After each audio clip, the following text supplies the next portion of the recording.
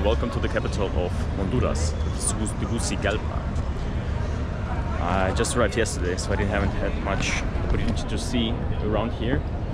But now I'm here, ready to explore, and first I need to get a coffee to just get some energy, because you can tell I'm a low energy person right now.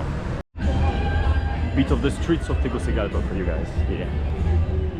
So we're right in the city center. Here you have the church, the cathedral. I don't remember the name now. And I'm still looking for a coffee. I think I found one on the map. It should be quite nice, the cafeteria over there. And there's a lot of traffic here. What I also noticed that it's the terrain here, it's very mountainous. So it's going up and down all the time here. Going up and down, even in the city center. So the city center is located a bit low, but other parts of the city are a bit higher. But it doesn't mean that they are like what in English we would call slums. Those are just normal parts of the city.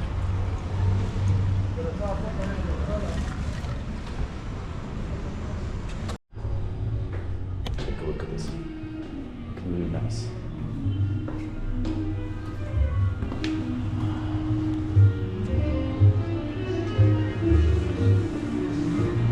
Wow. Amazing. Buenos días.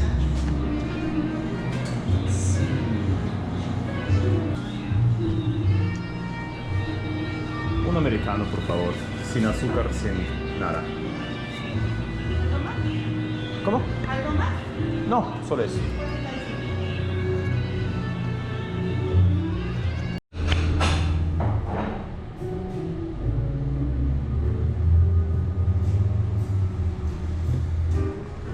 I like this atmosphere. It's looking really nice, and they have the books over there.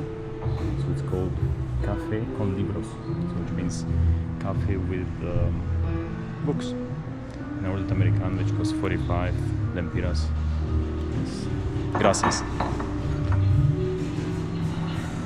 45 lempiras, that will be probably around €1.50, I would say. €1.30,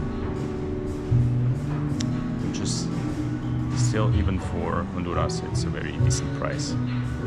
It's a bit more expensive than in a, let's say, if you buy in a very simple shop, but you definitely pay for this environment here. It's not expensive.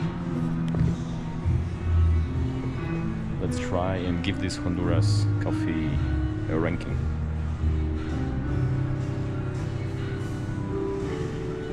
It's definitely more acid. That's the one I'm used to in Europe. So yeah, I taste that it's strong, which is good.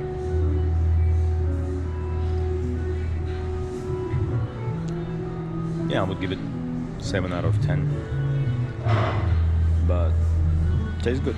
Tell me how you drink your coffee, with sugar, with milk, or like that. Sencillo, as they call it here.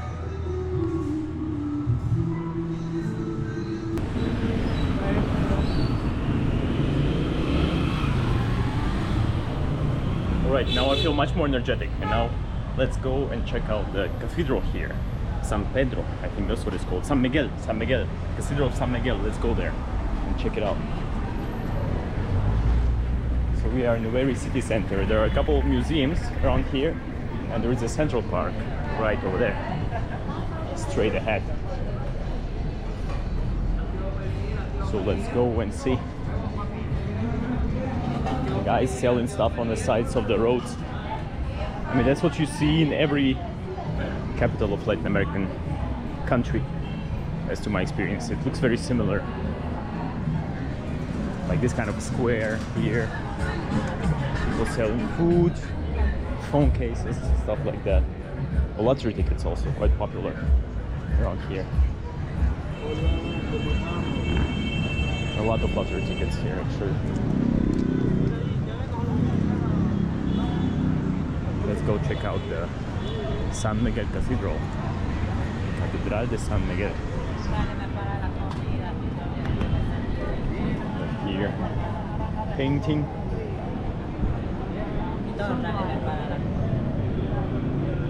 Wow.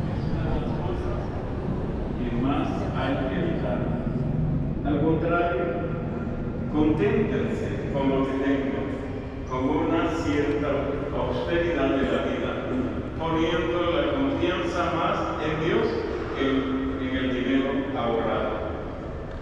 Acuérdense de vuestros jefes, los que les anunciaron la fe y que han vivido la vida de una fe digna. Different stuff. But in order not to bother the procession, I will not go inside. So you can even buy the vegetables like that. Fruits also. Lemons. But that's actually, I haven't seen anything like that before. Like people putting it on the ground and selling like that. I think I've never seen that before. So it doesn't really surprise me so much so far. That's what I've seen before. Like whether you go to big city like Sao Paulo, you go to Bogota, you go to Lima, you find that stuff everywhere.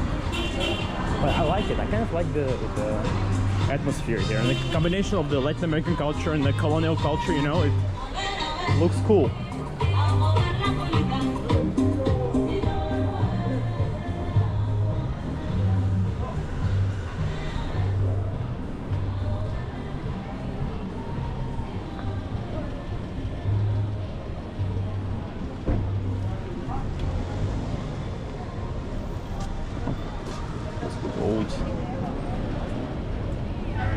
It must be to the left. I think here.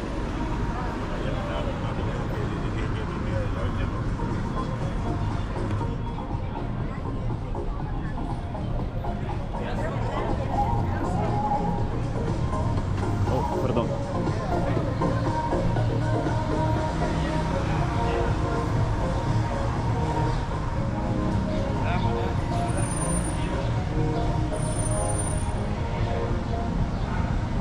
Many motorbikes also. That's the difference to Europe that you will notice if you come here, that many people are driving motorbikes because of the traffic, I would assume.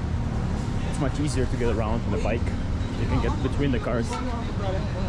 But I don't know what exactly was done wrong here. I'm not an expert on the urbanism, but why the traffic is so bad.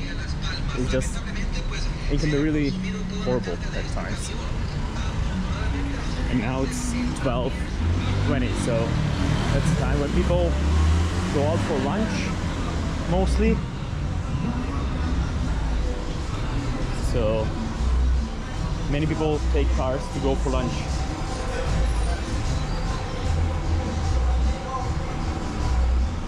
I was told in El Salvador that's one of the reasons why so much traffic during the day, because people, even if it's very close, they still take a car to get to, yeah, to go eat something.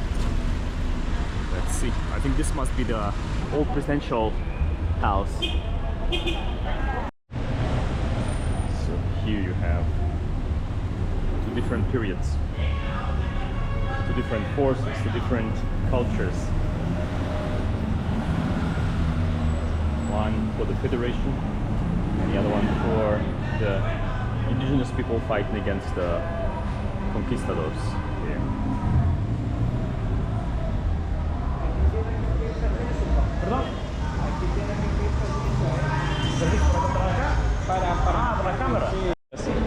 Says, okay, let's go. So now I was told that yes, I can film here. The guy was just trying to be the boss of the boss, you know. Yeah.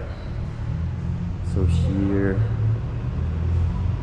you have a saying of Roberto Sosa. I don't know who is Roberto Sosa exactly. So one thing about Honduras, that the banana companies were fighting for the control of the territory here, because that's why Honduras was so interesting for many US companies, for example, like the United Fruit Company, the famous one, which at one point had a very big control of Honduras.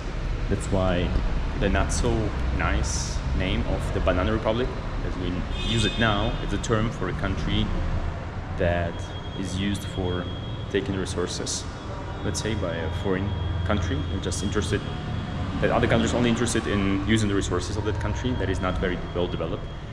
That's where it comes from, actually, from Central America and from Honduras in particular.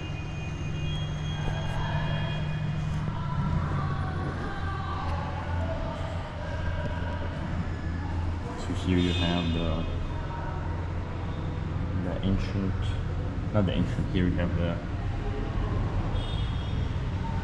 weapon from the old times of the General Miguel Erdavila. There's also a gun here.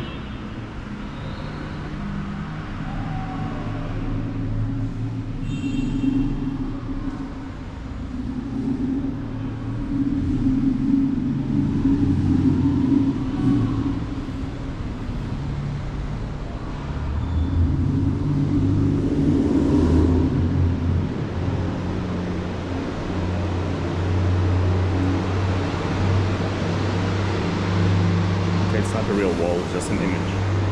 But how it's a wall indeed.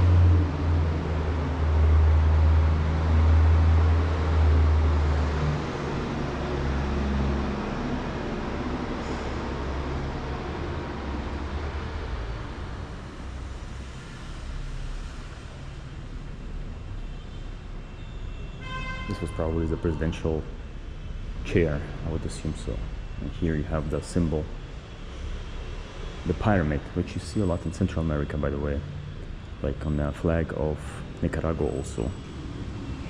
Even there is an eye inside. I think that's why many say it's connected to, well, not many say, I find it somehow related to the Masonry, to the Masons, the Freemasons, but maybe I'm wrong. Also on the dollar you see that sign.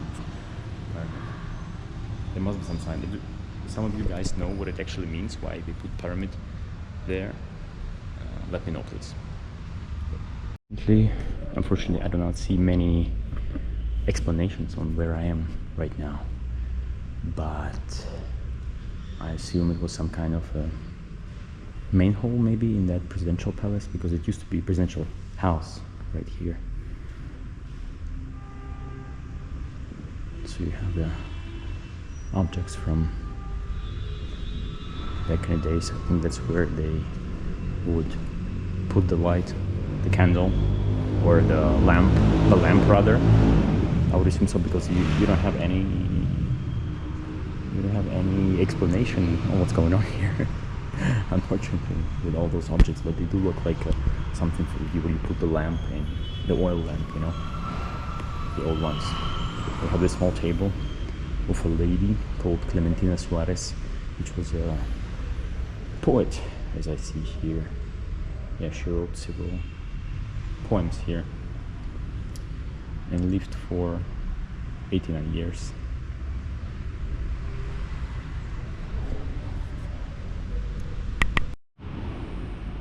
What I like to observe always is the lamps or the chandeliers that you have here, because they're not being used that much anymore, but maybe in the very rich houses, in the special houses, special buildings, halls, but you do not see that often anymore.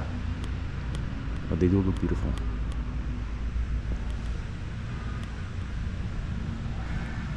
I mean, of course, back in the days, not everyone would have this kind of a chandelier either, but still, I don't know if it's still being used in official buildings nowadays, presidential buildings. I think so, but maybe because they're so old, it makes them look even cooler. So this was they call the Massacre Garifuna. Garifuna are the black people that live in a certain part of the country, I think on the coast, and yeah, those were the victims of the killings. There was a civil war here, clearly, and that's why they put this image of a wall. This is probably the photo of an actual wall where the killings were taking place, because you do not have any explanation here. You just see here the basic information. So what they're saying here is that there was a certain regime here, the Carlista regime, and the government, Carista government, that was fighting against other political powers here. So, in particular, the main enemies were this association, the Revolutionary Association of Honduras, the Democratic Revolutionary Front of Honduras, and the Liberal Democratic Committee of Honduras. So there were the liberal to leftist parties, I would say, from what it looks like to me. But it says here that it's mostly the liberal, as they call them. Here we see the Atlants. So Atlants were the figurines inspired by the Greek culture, and as you see, even the Greek culture had its influence on the interior design of this presidential palace. You see them further on over here as well, so the men holding the columns over their head.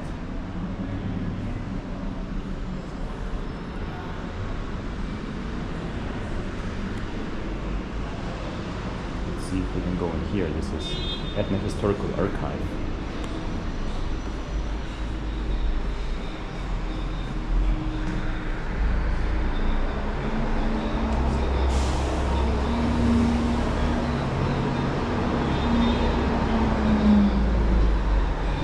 I don't know if that's the way to go, maybe not. I don't know where I just ended up being. It doesn't look like the museum actually. I know, this is the toilet over there. No, I don't think so. Buenos días. Una pregunta, ¿se puede entrar por acá y son parte del museo también o no? Acá. Mire, le puede preguntar a nosotros. Ok, él no está allá, pero no está. está bien, gracias, está bien. Voy a buscar, porque por allá no hay nada. Biblioteca, no creo que Ok, biblioteca. Por la entrada por acá, puede entrar por acá. Ahí están las gradas por arriba. Por acá. Ok, gracias. Okay. Doesn't look like there is much to do here, actually. So let's go further on here. So judging by what I see here and the newspapers here, it was more of the leftist anti-imperialistic war struggle, basically, against the US invasion of the Central American countries, because US entered Nicaragua and then also went into the other countries nearby, which is one of them is Honduras, obviously. And yeah, here you have the newspaper, the Honduran worker, and you're talking about the fight against the capitalism of the proletariat. It was also the feminists were also active here. The female committee of Honduras. So they were fighting basically for the leftist cause, but also in Latin America it's more about fighting for the independence from the US, let's say.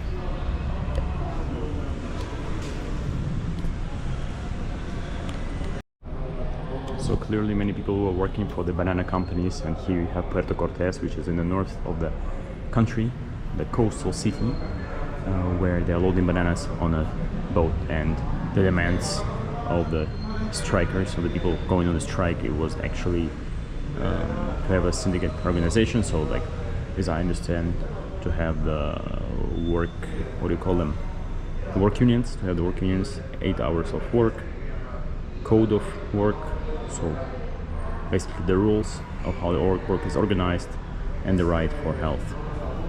So probably the medical assistance, the insurance that should be included. I think those were their demands from the banana company. I mean, demands from the workers working for the banana company towards the banana company. Definitely a lot of focus on the feminine part of the fighting that was taking place here in terms of the working rights and the independence of Honduras. We have here all the women. Well, this one, Clementina Suarez, that we've seen before, I think so. I think that was the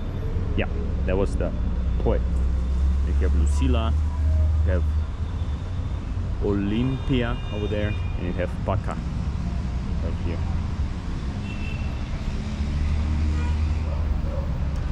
Here, guys, we have the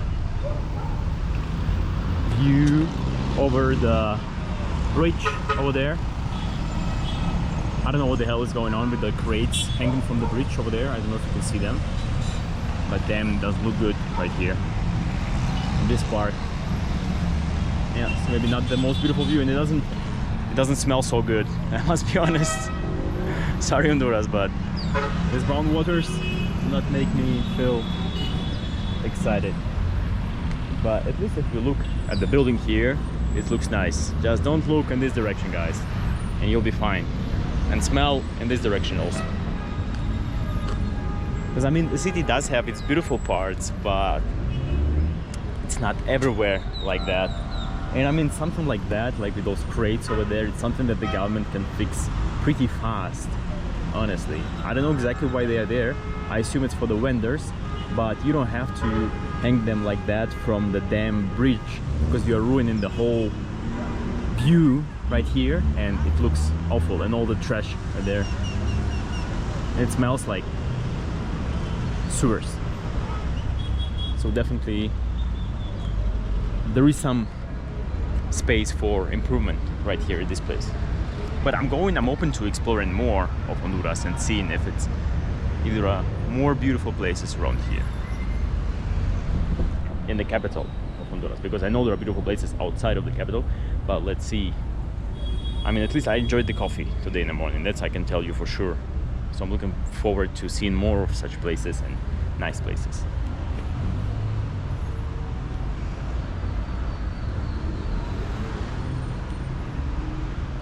Here you finally have men, not just women. Antonio Ramon Vallejo Bustillo.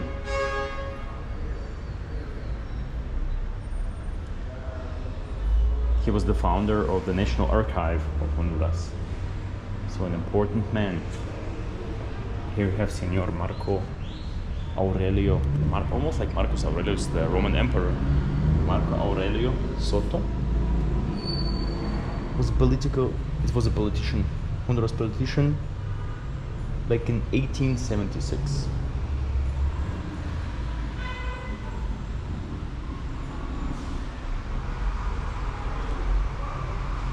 Okay, here they're talking about the results of the social fighting of these revolutionaries, what they actually achieved in the first part of the 20th century. I don't see any results so far, but maybe if we go here,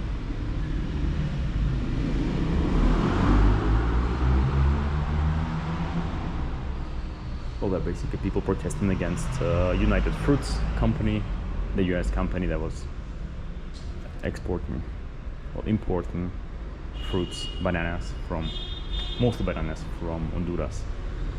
So mostly people were upset with the rules. Oh no, that's the office. It's not. Okay, so even here you have like the old posters that people would not poster. What do you call it? Old slogans that people would use to fight against the fruit company and to get more out of their work, basically. So it says here, long live the worker, the strike, again I think that's a strike, yes, la huelga, the strike, and the motherland.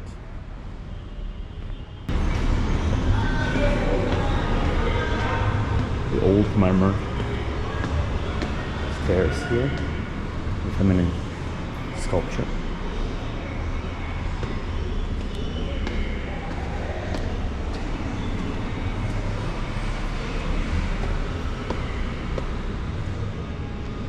Okay, so it's mostly about the fighting against the existing government here back in the days, and also against the fruit company. There were definitely many federations, unions, and committees.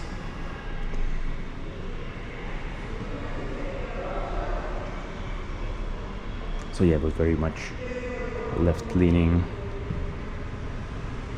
almost communist. Also, I don't see any communist symbols here. Movement.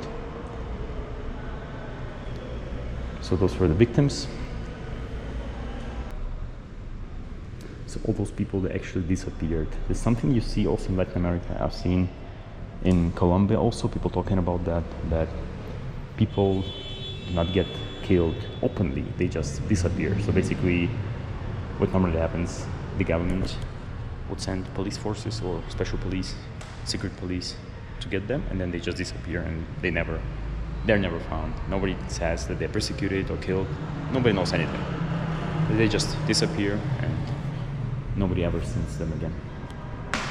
So yeah, obviously they're most likely getting killed.